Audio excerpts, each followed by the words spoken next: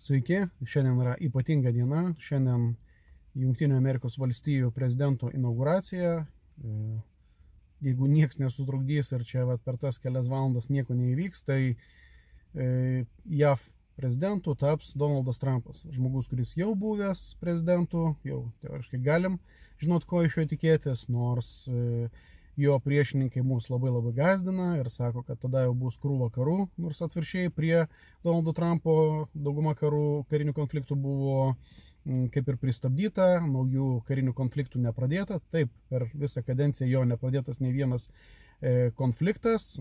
Krymą atidavė dar Barackas Obama, ne visai atidavė, bet tikrai galėjo padaryti taip, kad Vladimiras Putinas net neišdrįstų padaryti tokios nesąmonės, kaip jisai yra padaręs.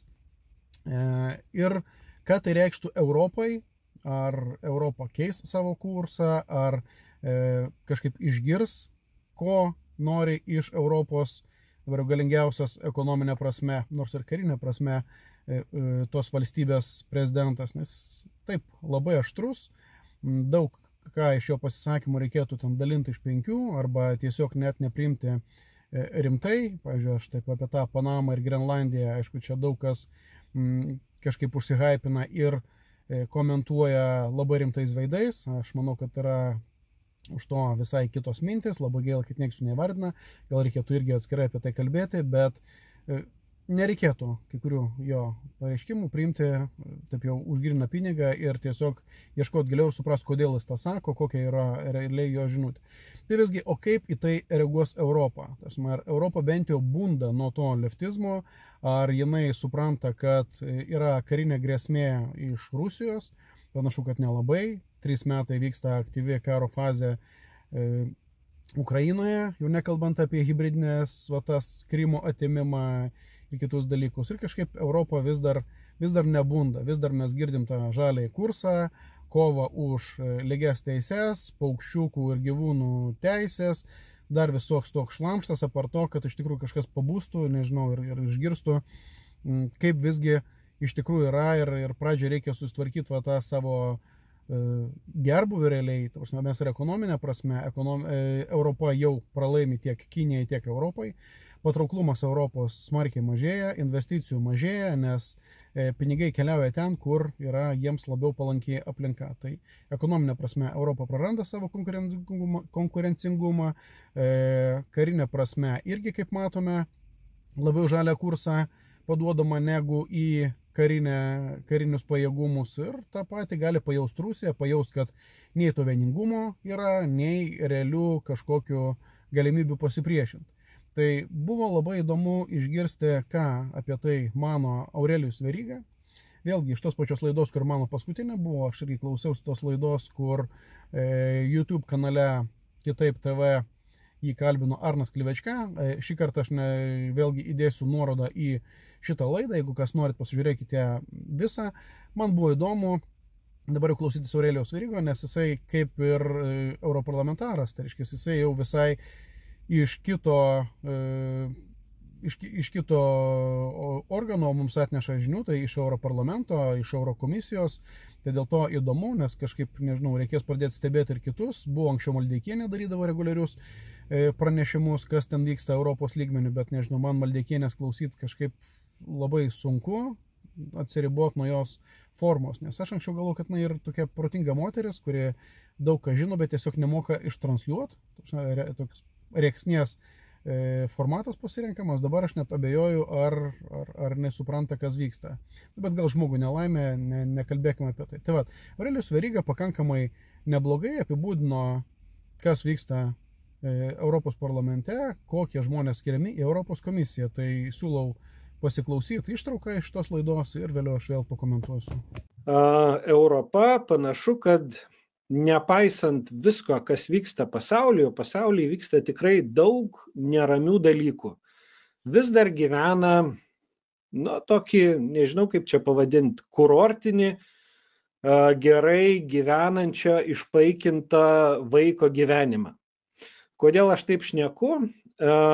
Čia Arnai užsiminėt ir apie lyčių lygybės ir panašius dalykus, tai aš pateiksiu jums tiesiog keletą pavyzdžių, kad suprastumėt, na, kaip kai kuriems žmonėms vis dar atrodo Europoje tas pasaulio dabartinis surėdimas ir kas čia aplinkui vyksta, ar čia reikia susirūpinti, ar dėl demografijos, ar dėl saugumo. Vien jeigu mes paimtumėm, nu, kad ir tą patį lyčių lygybės klausimą. Jūs atsimenat, kad Ursula von der Leyen labai taip garsiai reikalavo iš valstybių į komisijos narius nominuoti būtinai ir vyrų, ir moterų, kad būtų išlaikyta ta vadinama lyčių lygybė. Kas iš to gavosi, Lietuva nusispjovė, nieko jinai ten nominavo Kubilių, kuris dabar ir yra komisijos narys, bet kitos šalis nenusispjovė, paėmė ir padelegavo, nu ir kas iš to viso išėjo. Turim dabar tokią komisijos narę Ladija Habib. Jeigu neklystu, jos šeima yra kilusi berods ar ne iš Alžyro, nu, galiu ir klyst, nenoriu tiesiog čia prisimeluot, bet tai yra jau matyt kelinta karta gyvenanti Europoje, bet čia nebūtų jokia problema. Tikrai nereikėtų čia to kaip kažkokio svarbaus niuanso minėti, bet šita dabar jau komisarė, nominuota, jei gerai pamenu, Belgijos, prieš tai buvusi žurnalistė, jau po to, kai Rusija okupavo Krymą, važiavo į ten ir suko dokumentinius filmus, turėdama gavusi Rusijos vizą, važiavo ten filmuoti, matyt, to gražiai sukurto Rusijos pasaulio Kryme. Tai čia vienas toks epizodas iš jos gyvenimo. Kitas epizodas, tai kai jinai būdama berods teisingumo ministrė pridalino vizų Irano oficiozams. Žinom, kas tai per valstybė yra Iranas, žinom, kaip jinai veikia, žinom, ką jinai daro, jinai nuolat skamba įvairiuose saugumo ataskaitose, kai kalbam apie Izraelį ir panašiai. Tai vat jum adekvatumas žmogaus.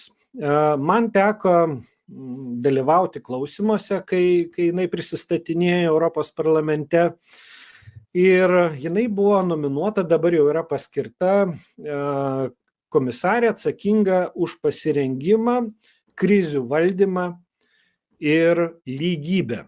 Nu, tai pirmiausia, reikia turėti labai, garbanotą fantaziją, kad pasirengimą krizių valdymui, krizių valdymą ir lygybę sudėti vieną portfelį. Nu, vat įsivaizduokit, kad tai yra kaip ministerijos, vat jūs paimat ir sudedat, tarkim, žemės ūkį ir aplinkosaugą į vieną komitetą, kurie šiaip iš principo nelabai ten dera tarpusavį, tai va čia paėmė ir sudėjo vieną portfelį. Na ir teko dalyvauti klausimuose ir klausti apie tai, ką tuo metu dar tik nominuotojai komisarė ruošiasi daryti, kad sveikatos sektorius būtų pasiruošęs įvairiom grėsmėm, taip pat ir karo grėsmėm, jeigu tokios įvyktų, nes dabar jisai nėra nei pasiruošęs, nei paruoštas, nei tai yra investuota, nei medikai yra apmokyti. Tai nulis atsakymų. Tokių kaip aš, gal buvom 3, kurie paklausėm klausimą apie pasirengimą krizių valdymui.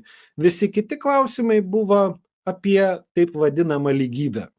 Ir buvo duotas pažadas atnaujinti ten kažkokias strategijas ir planus LGBTIQ. Tada buvo kalbama, kaip čia reikia užtikrinti surogatinės motinystės būdu įgytų vaikų įteisinimą Europoje ir taip toliau. Žodžiu, visas šitas leftistinis marazmas užėmė 90% laiko diskusijos ir klausimų ir atsakymų. Tai vat vienas pavyzdys ir dėl ko jinai visgi buvo paskirta, aš taip suprantu, kad pagrindinė priežastis buvo, kad reikia išlaikyti lyčių balansą.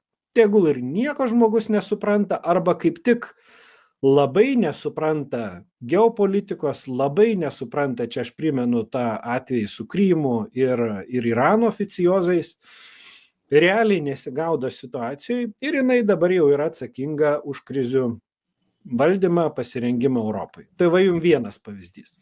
Kitas pavyzdys, kaip Europa puikiai gyvena, tai buvo klausimai komisaro, kuris atsakingas yra už sveikatą ir gyvūnų gerovę. Irgi tokie portfelis toks mišrus.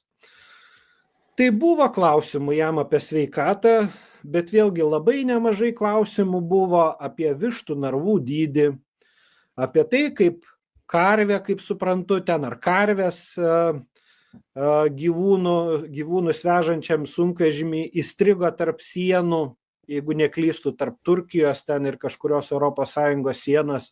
Ir ką komisaras imsis daryti, ar asmeniškai važiuos žiūrėti, ar imsis atsakomybės ir taip toliau. Tai aš tą sakau tiesiog kaip pavyzdžius, kad mes suprastumėm, kokiam nesąmonių pasauly vis dar tebegyvena didžioji dalis Europos, europarlamentarų, kaip jie suvokia, kas šiuo metu vyksta pasauly, nepaisant to, kaip atrodo gatvės, ar ne, matėm, kaip naujuosius ten kažkur šventė, matėm Vokietijoje, matėm kitose šalyse, kokie ten neramumai vyksta. Tai problema yra didžioji vištos ir karvės. Pasirodo, kad labai svarbu tos klausimus yra išspręsti.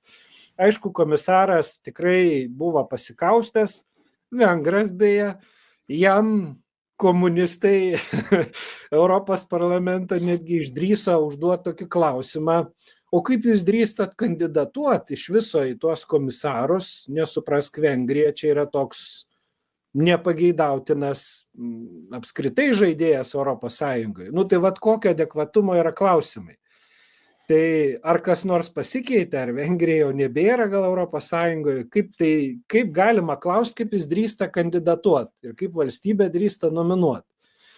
Tai tiesiog yra toks adekvatumo lygis. O dabar grįžtant prie to Trumpo klausimą. Tai... Aš tiesiog pavardinsiu, Trumpas iš karto pasakė, reiškia, tos kvailos kvotos arba lyčių lygybė armijoje panaikint. Heksetas, būsimas Pentagono vadas, ant kurio rankos yra ištatuiruota Deus Vult, Dievo valia, reiškia, iškart pareiškia, nuimkit spalvotas vėliavas arba panaikinkite homoseksualų protegavimą ir žmonės grįš į armiją. Toliau Trumpas visą propagandą mokyklose uždraust, ką pas mus goda leido, ir automatiškai pasinaikino jūsų priimtas įstatymas. Daug dalykų Trumpas ruošiasi padaryti ir kaip ten bebūtų, jisai diktuoja bent jau Europos politiką. Tai mes matome, kad tai, ką daro pats Europos parlamentas, visiškai yra priešingai tai, ką deklaruoja Trumpas. Tai čia jums buvo keli pavyzdžiai, kokie žmonės renkami Europos komisiją, kokie yra jų prioritetai, vėlgi, ko klausinėja kiti žmonės, kokie reikalavimai, kokie lūkesčiai yra būtent Europos komisijos nariams. Ir jūs, nežinau, bent galit tikėti, galit netikėti, visada yra labai normalu perpasitikrinti informaciją, čia tiek Aurelijaus Verygo, tiek to, ką aš kalbu, klausykitės ir domėkitės daug skirtingų dalykų ir tada turėsite savo nuomonę, ne tai, kad jums kažkas ją suformuotų. Jeigu neturite laiko, tai iš tikrųjų šiek tiek yra blogiau, tada taip galbūt reikia išsirinkti tuos nuomonių lyderius, žmonės, kurie priimtini jums, kurie gali tiesiog sukramtyti informaciją ir jums kažkokie, nežinau, sutrumpintą išdėstyti. Tai yra vis tiek geriau negu nieko, bet būtų gerai, jeigu politikai žmonės domėtųsi vis labiau, būtų reiklesni tuomet politikams ir galėtų tie patys politikai neatsipalaiduoti ir suprast, kad jeigu ne, tiesiog jis kitai kadencijai bus neišrinktas, o buvęs Seimo narys, tai yra bent jau mano galva vienas blogiausių statusų, nes į verslą nieks tavęs nepriims, niekam tu nereikalingas, nes manoma, kad per tuos 4 metus žmogus prarado visus kitus savo kažkokius įgūdžius ir žmogus iš esmės arba turi likti politikoje, arba nežinau, ką jam vargšam toliau daryti. Tai domėkitės, žiūrėkite, man tikrai buvo įdomu išgirsti, kokie tie žmonės. Tai reiškia, mano galva, iš to, ką išgirdau artimiausius 4-5 metus, galbūt bus kažkokie pokyčiai vidurį kadencijos arba jau į pabaigą, kai matys vėl, kad reikia kažką daryti, kad būtų perrinkti žmonės, bet visgi kurį laiką kursas panašu, kad Europos išliks toks pat. Tai reiškia, kalbėsime vėl apie pievas, apie žaliąją planetą, kas nėra savame blogai, tiesiog ar tai yra prioritetas, kai tuoj neturėsime verslų, verslai jau kai kurie užsidarinėja, iš ryškiausių pavyzdžių tai yra Vokietijos autopramonė ir mes, jeigu neturėsime pinigų, tai nežinau, iš kokių tada resursų mes tą žalę transformaciją vykdysim. Tai aš siūlau sumažinti apetitus, kalbėti iš tikrųjų apie aplinkosaugą, bet be fanatizmo. Jeigu kalbėti apie kažkokias lygias teises, irgi tai turi būti pakankamai protinga. Aš visada buvau prieš kvotas ir už lygų skaičių vyrų ir moterų. Aš manau, kad yra specialybių, kur labai normalu, kad dominuoja vyrai, yra specialybių, kur labai normalu, kad dominuoja moteris. Vėlgi, tai turi atėti labai normaliai, turi kandidatuoti žmonės, kad būtų išrinkti. Jeigu mes matom, kad, pavyzdžiui, kandidatuoja į Seimą 1000 vyrų ir 100 moterų, nu, tai jokiais būdais jų neturi būti po lygiai Seime. Tiesiog jų nekandidatavo tiek ir mums rinkti mažiau kompetitingus, bet vien dėl to parinkti kažkokį organą vienodą skaičių priešingos lyties, priešingos, nes aš galvoju, kad yra dvi lytis. Tai priešingos lyties atstovus ar atstovę vien dėl to, kad reikia išlaikyti kvotą, tai yra kvaila ir aš už tai, kad tokie dalykai ateitų normaliai. Nevykdama šiuo metu jokia diskriminacija, tiek Europos komisijos pirmininkė Uršula yra moteris, tiek pas mus, pažiūrėkite, ir prezidentė buvo 2 kadencijas, ir premjerė, turėjom ir Seimo pirmininkę, tai viską mes turi ateiti tas normaliai. Sudominkime tos žmonės, nepriklausomai nuo lyties, ir rinkime protingiausius. Tai to aš mums ir linkiu. Ačiū, kad išklausėte šitą laidą iki pabaigos. Kaip ir minėjau, nuorodą į visą laidą iš Kitaip TV, kur Arnas Klivička kalbino Aurelijų Verygą, aš būtinai įdėsiu. Jūs spauskite like, spauskite sekti kanalą, spauskite varpelį, jeigu norite, kad kitą kartą jums praneštų apie naują video. O dabar linkiu geros dienos ir sudie.